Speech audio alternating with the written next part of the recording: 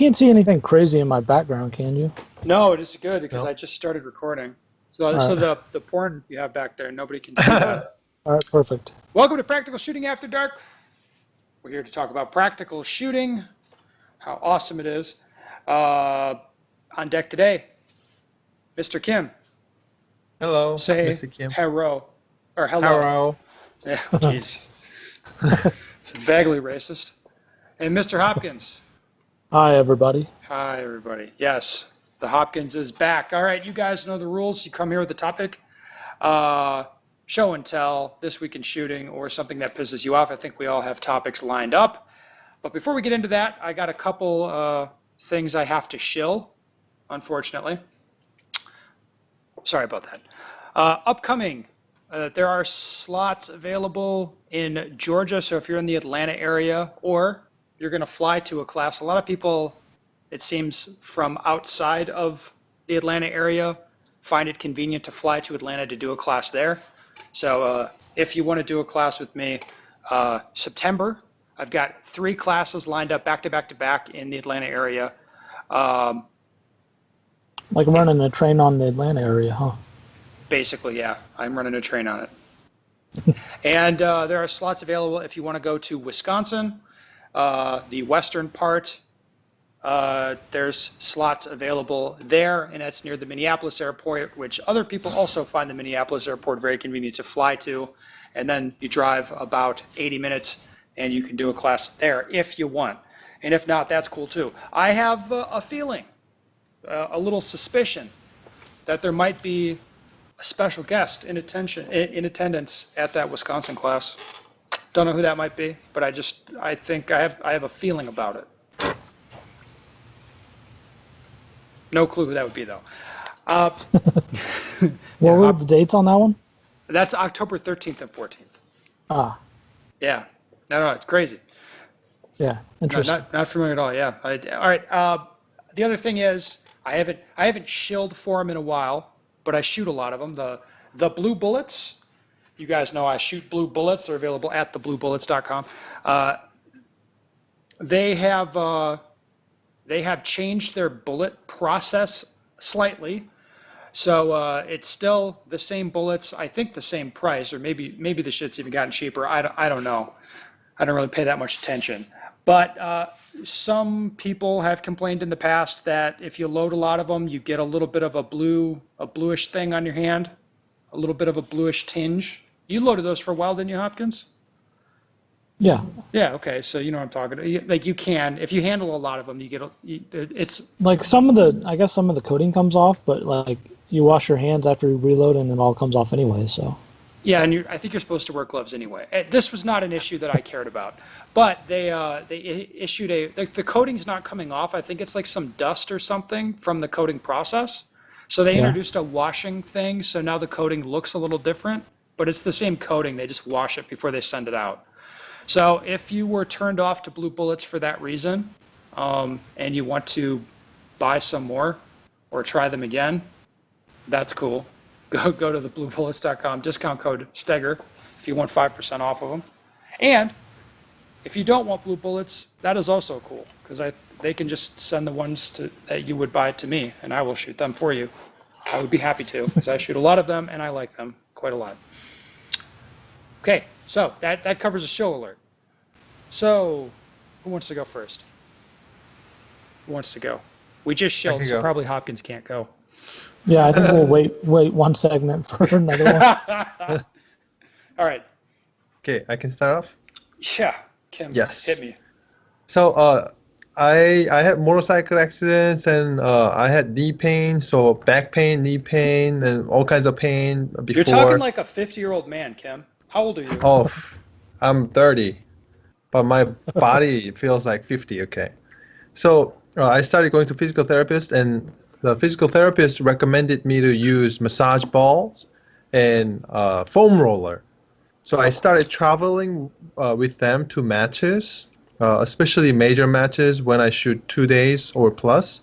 So in the morning of, I started using massage ball and foam rolling, and it really helped me to eliminate the knee pain and also muscle tightness. So The ones I'm holding right now, these are from Amazon, and these are pretty cheap. Like massage ball was under $10. Foam roller was maybe $25 or something like that. It's So you're very holding up for people listening to the audio rip. Kim yeah, has a a foam ball. cylinder and a foam ball about the ball is about the size of a tennis ball. The foam Yes. cylinder, I don't know, how would you describe that? Looks like two 2-liter bottles put together Yeah, there you go. Bam. and squared off. You can actually use tennis ball, by the way. So there's a lot of videos on YouTube. If you have leg pain, muscle soreness, or back pain, shoulder pain, any kinds of pain, you can really treat with these massage ball or foam roller. So just probably 30 seconds per part where it's hurting, especially if you're a shooter, it can hurt your shoulder, especially if you have tennis elbow kind of thing. And I also learned a lot of the joint pain. It could be actual joint pain, but it's caused most of the time by muscle tightness and stuff like that. So my knee pain actually disappeared since I started foam rolling my thigh muscle and chin muscle, stuff like that. So every time in the morning of the match, I started creating this routine. So wake up 3 hours before the match, eat breakfast and foam roll, stretch, and then go to the match. And also after the match, if I have another day of shooting, before I go to sleep, I do foam rolling again. And it really changed my muscle soreness the day after. So I can definitely shoot and run faster without pain. Kim, can I Yes. interject here for a second? Yes, Because I please. think no, 5 years ago, I might have made some comments about you, about your sexuality. I might have told you to buy some Vagisil and rub that on the afflicted part. I might have been that guy. But let me tell you, I I don't really think it's that I've gotten older. I think I've gotten slightly smarter, like a little bit. Yeah. And you're accurate, like you're talking sense. So can I tell you guys? This I don't want to sound weird, but maybe I don't remember. Maybe a month ago, a friend of mine purchased me as a gift like an athletic massage, where you go in there and you like you lay down, you get the massage, and Yes. it was yeah. Have you had that done, Kim? Yep. Yes. Okay, so that's good that you have because I'll have a question for you after. But it was like an hour. This chick, I'd never had a massage before, and this girl's like going over my muscles. She's asked like kind of what sport I do and like kind of how active I am. I'm on my feet all the time, of Yeah. course. And I use my arms. I mean, I use my muscles pretty heavily. And this chick's like going through my muscles, and I can feel her working on these incredibly hard, like knots of muscles. And it's like, it wasn't, I can't say the massage was pleasant, but it felt like it was doing good things for me. And I certainly Yes. felt better. I'm like, I just felt more comfortable the next day. And, for days after that, it was like a good thing. It felt like Yeah. a good thing for my body. Definitely. So if these tools that you have, if they're a way to do this without having to go lay on a table for an hour, Yeah. so you have had an athletic massage, and Yes. how would you compare kind of the do-it-yourself, do-it-at-home stuff to that? It's same effect, and sometimes it can be more detailed.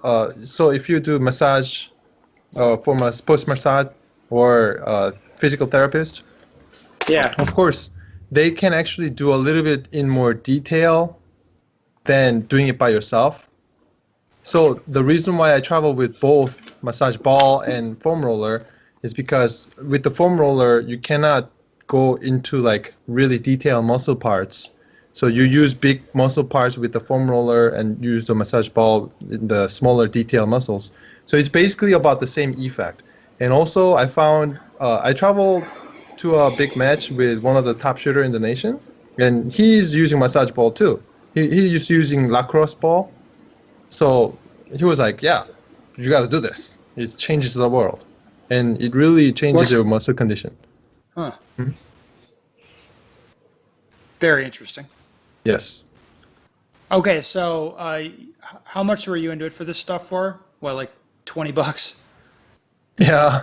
More like 25 for the foam roller and $10 or less for the ball. Sounds like a pretty good deal. It is. Would you suggest going to a doctor or just going to YouTube and seeing how to do this? Of course, doctor is the best way, especially physical therapist, because physical therapist recommended me and he showed me some moves. But after I stopped going to physical therapist, and if I have tight knots or pain, muscle pain, and I just search it on YouTube, and I make sure I watch videos from doctors. There's a lot of videos filmed by doctors how to foam roll certain parts. And those are really safe, I believe. Sounds good. Kim, you're such a smart guy. You're a good influence on me. Thank you. All right, who'd like to go now? Hopkins, you want to go? Kind of a Yeah, I'll go. shill alert, but not really. It's kind of like a This Week in Shooting and Shill alert. Oh, kind of. So this, I am now sponsored by Felder Premium Ammunition. I'm going to be shooting the 150 grain Syntec ammo for the rest of the year. I don't know what you can talk about, but is like the actual type of ammo you're shooting, is that part of the deal? Or can you talk about that? Or what? Yeah, this is what they want us to shoot. And Okay. this is what I chose over. I had multiple choices to choose from. I could have chose any of their 9mm stuff. I chose okay. to shoot this. I like it in the guns. I first tested this last fall, I think. They sent me 100 rounds of test through the Shadow 2s, make sure accuracy was good and they fed and everything. Did that. Then we shot it at Nationals last year in the demo bay. So everybody had the opportunity to shoot the Shadow 2 and this Federal Syntec and get a score, and then like the fastest time won the gun and stuff like that. So I think we shot like 8,000 rounds through 2 different guns there that week over those like 4 days. Okay, that seems like a fair bit. And Yeah. okay, so what do you think about the ammo? I like it a lot. It's all new brass Federal primer, so you don't have to worry about light strikes on the primers on that. It's obviously loaded, so I don't have to spend my time reloading, and it all makes power factor easily. So they developed this to make power factor not meet a SAMI spec. So instead of like go for a pressure or something, they're actually going for power factor when they created this ammo. That ammunition is specifically designed for USPSA. Yes, it is. Should have no problem making minor power factor out of any of the 9mm guns out there, including like compact size guns. Matt, can I talk about federal ammo for a bit? Yeah, go ahead. All right. So for people listening, I am not sponsored by Federal in any way, and I don't shoot much factory ammo. I don't have any use to be, but I like their product line. I've shot I shot the suppressor stuff in the 9mm 124 grain suppressor ammo. I've shot in I don't know, maybe 3 nationals now. You shot at the World Shoot too, didn't you? I did. The red box American Eagle 124 grain stuff is broadly available in the parts of the world that speak English. So, like if I'm flying to another country and people want to have ammo for me for matches night, I cannot bring ammo with me. That is not an option because I cannot bring enough with me that I'm physically going to shoot.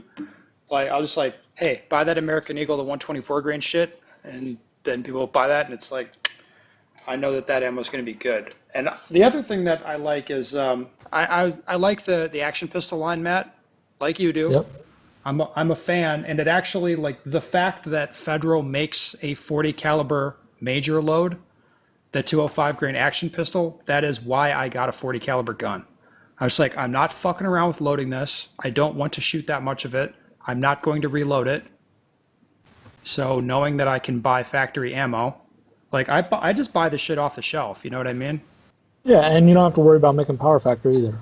No, like I don't. Because I like didn't even, some factory loaded stuff won't even make power factor out of the 40s. yeah, or some of it makes it's we call it power factor plus, which seems Like a bit 185. unnecessary. So I like their shit, and I like that they're interested in developing ammo specifically for USPSA, and I appreciate that they sponsor fine, upstanding citizens such as yourself. Thank you. I think So I have to tag like pound Team Federal. I think that's one of them. Hashtag Yeah. Team Federal. Yeah. Well, have fun doing that. I will not be hashtagging federal and jack shit. But I like their shit, and I like that they pay particular attention to USPSA. And you've seen that that same thing play out with companies that pay attention to USPSA. Like they build better stuff. Like Tenfolio pays attention, and Yes. you get better guns. And CZ pays attention to competition shooting, so you get Shadow 2s. You know, so companies that look after USPSA shooters make stuff that we like. You know, Yeah, so definitely. I appreciate that. And is there any other big ammo company that makes stuff for USPSA? None that I know of that make it for like Power Factor. Yeah, it's I just mean, like they're smaller companies, but not probably one of the big 4 or 5 do. it's boutique, like sort of smaller ammo companies. And I think that when you look at the price point, it doesn't really make much sense to buy that stuff. No, I think a box MSRP's for like 18.95 for 50 rounds, but you can go on Brownells right now and buy it for less than that. I do I have. bought a couple. I bought a couple. The 150 grain action pistol. Oh, you like the federal stuff too, don't you, Kim? It was about $16, about that range. I do have one complaint with the with federal, and it's that I can't like the availability is not what I need it to be. You know what I mean? The suppressor ammo I've never had a problem getting, but I have to look around a little bit to buy it. The action pistol in 9 was unobtainium for a while. I don't shoot that or buy it. But the action pistol in 40 is a little hard to find too. So Matt, hashtag Team Federal to like produce more shit. Okay. Yeah. Maybe you should. All right, I'll give them your feedback on that one. It looks like it's about 23 cents a round right now at Brownells. For the So- 9mm? Yeah, for the 150 grain 9mm. Yeah, that's fine. Like, So not as cheap as you can reload it, but you can buy it off the shelf. Don't have to worry about making Power Factor. Load it in your gun and shoot it. yeah, I like that. Some people might wonder why I'm not always shooting reloads in matches. Like, I don't give a shit about being like scraping power floor personally. I'm terrible at reloading. You know what I mean?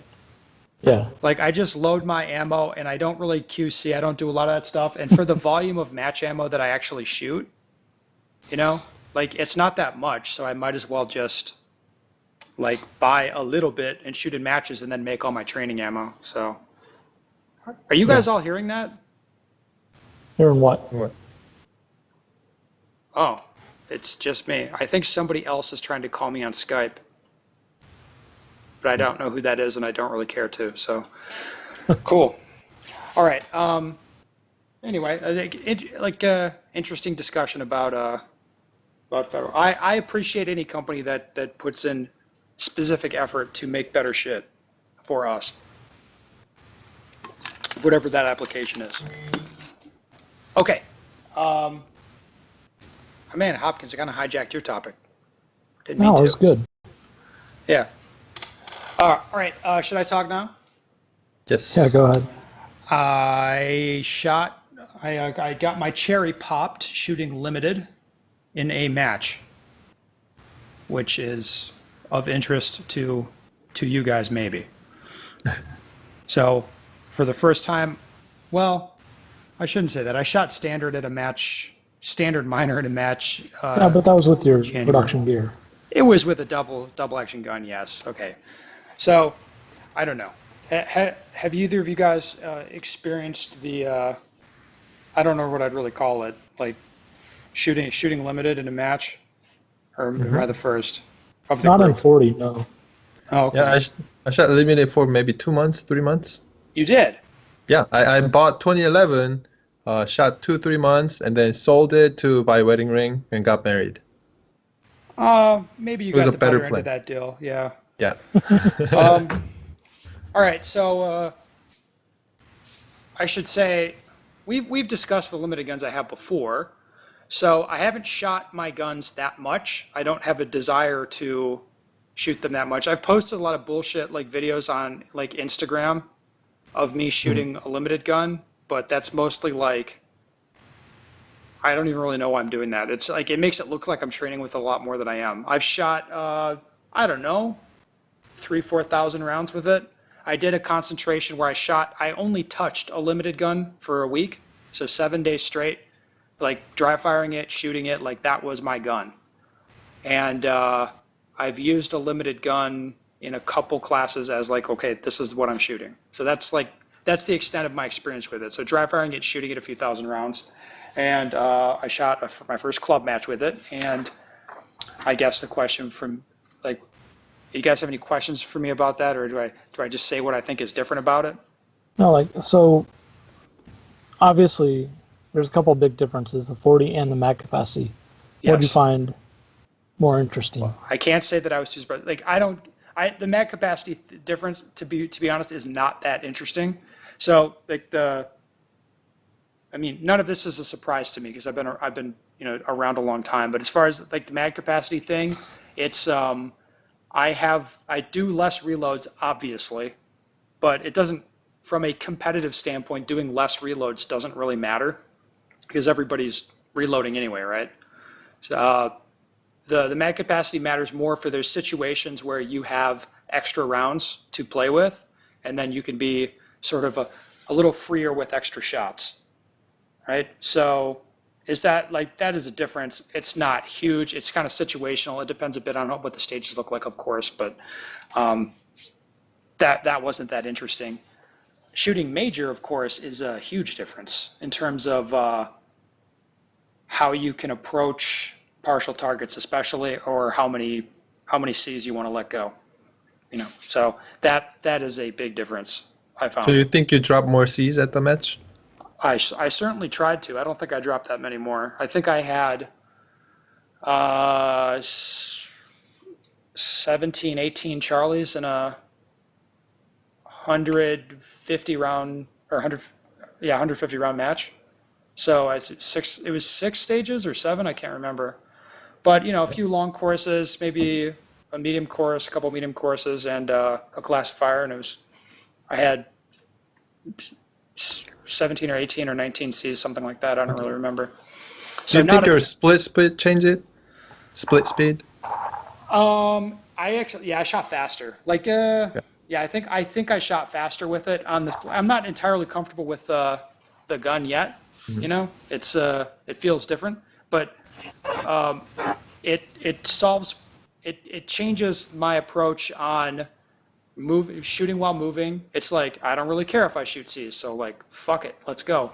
Partial targets, it's like no problem to shoot C's, so you just aim center of brown more and let it rip, and that was fine. So it wasn't. If anything, it's a little faster than shooting a production gun, but not a ton. In most situations, it doesn't really matter because if you're shooting 15 yards and in static on open targets or steel, it doesn't change anything for me, to be honest. So knowing you've ran some drills with your production rig. Knowing me, yes, you do know And me. then you've That's how I've ran done some it. of the same drills with your limited rig, right? Yeah. And you figured hit factor on both of them. Yeah, but I've also considered, like, that's not, I'll be honest with you and be honest with myself, that's not a very fair comparison at this point. Because I'm not super competent with my limited gun. You know what I mean? Is there anything that stands out already with the limited time on the gun? Yeah, the way, like, partial targets, it's like, partial targets are so much different shooting major, especially metric targets, that it's always been an issue.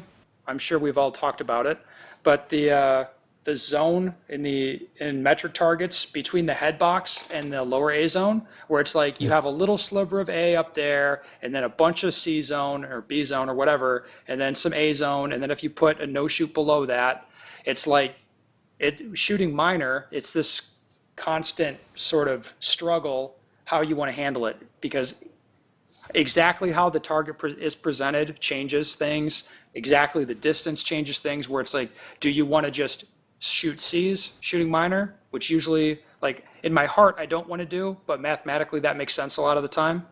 Or do you want to go for A's? Or which A zone are you going for? You know, how hard are you going for the A zone? What percentage of Cs are you going to take?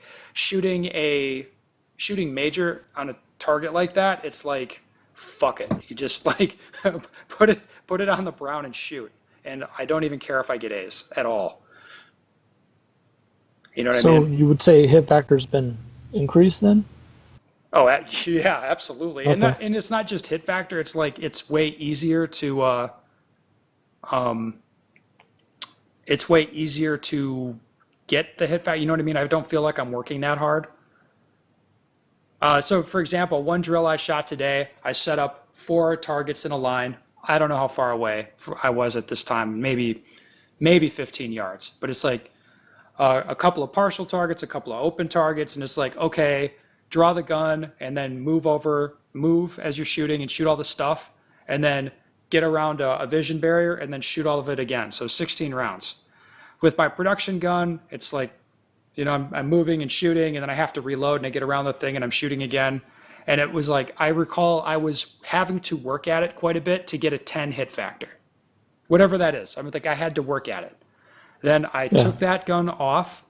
I put on the limited gun, which, you know, goes in the same holster or whatever. No dry fire, no nothing. Just put it in there, loaded it, and shot, and immediately was smashing a 10 hit factor. Immediately, without having to work at it. So you're saying limited's easier than production? Uh, I'm just Oh, I mean, I get it. I guess, yeah. It's well, you're going to get higher. You should be getting higher hit factors, yeah. As far as competitively, like it's the same for everybody. You know what I mean? So it'll always be the same for everybody. I mean, I don't. It's different than production. I don't. Some things are easier. The partial targets are easier. Less reloads are easier, but that just cuts down the time that you're spending, jacks up the hit factors. It means you have to be faster. And if you make a mistake, of course, you're gonna fall back compared to the other guys. One thing I really don't like about limited is fucking around with the magazines and keeping them clean. That is not I never owned an Uplula before I got a 40 caliber gun. Oh no, we've lost Uh-oh. Matthew. I'm making a really sad face right now. All right, Kim. Was there anything else Yes. to talk about? No, we can jump into the question. Yeah. What is that sound? Am I That hearing was a message. Hopkins has sent me thing. His computer has restarted on him, so he is now gone away. Bye bye. All right, yeah, we'll jump into the questions. All right, first one. I've been shooting for about a year and a half and decided to get serious this January. I was a terrible D-class shooter, like 27% classifiers, and since starting dry fire and having focused live practice every week, I'm now B-class. As I go through your dry fire book and skills and drills, I'm finding most of the goal times fairly easy with lots of practice, or at least attainable. One exception is reloads. Yeah. I can consistently hit a 1.4 in dry fire and about 1.6 in live fire. Is this normal for single stack, or should I be able to hit 1 second? Other than what's laid out in the books, do you have any other tips for reloads? Kim, what's your thoughts on this? Yeah, so if you can do 1.4 reloads, I say 1.4 is pretty good time. Yeah, but Yeah, it's not the time yeah. he needs, man. So there are a couple pointers that really helped me to actually have the reload time faster rather than reload movement faster. So I had a conception of, so if I can reload, put new magazine in the gun as fast as possible, it's going to reduce my reload time. But actually, when I go to the range and use a timer, it wasn't really improving the time. It was improving my reloading speed, but what really helped me was actually the regripping part too. So once I have the time down to like 1.5, something like that, in order to get down to like 1.1, 1.2, even 1 second, it was more of a getting the shooting sooner than having the magazine inserted to the gun. So Yeah. what I really trained was after reload was done, regripping to the gun, and then having the sight aligned when I regrip it after reload was really critical part for me. So Draw was the similar way. Draw, getting the gun out of the holster is one part important, but actually getting the grip right, and then having that sight auto aligned. So people call it indexing, right?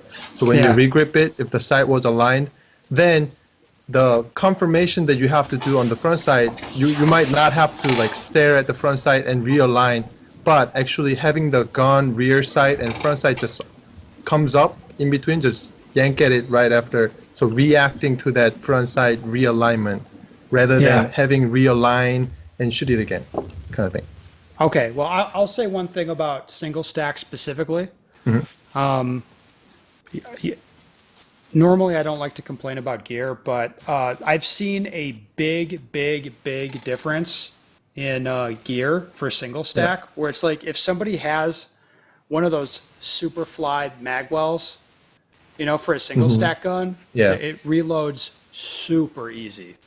And then there's other like what's like the Smith and Alexander, like the old school magwells from like the 70s. Like those things are not as easy to load.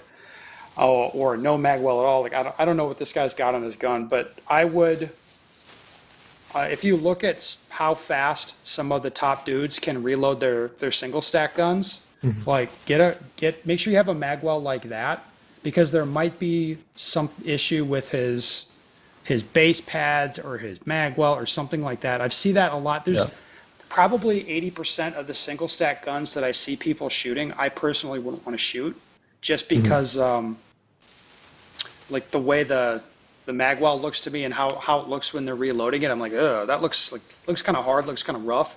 But then the ones that are really set up right, they're a fly. They're a lot easier to work with. So there might be an issue with his equipment. Just saying. Buy new magwell. Maybe buy a new bag. At least look Maybe. at it.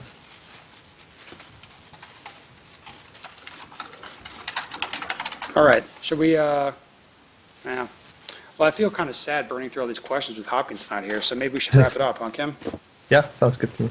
All right. Well, thank you, Kim, for joining us, and thank you, Matt Hopkins, who has now gone away. Anybody, if you have a shooting question you'd like the answer to, go to bensteger.com, send me your question. We'd love to hear from you. And, that's it. Peace out, guys. See ya. Yeah.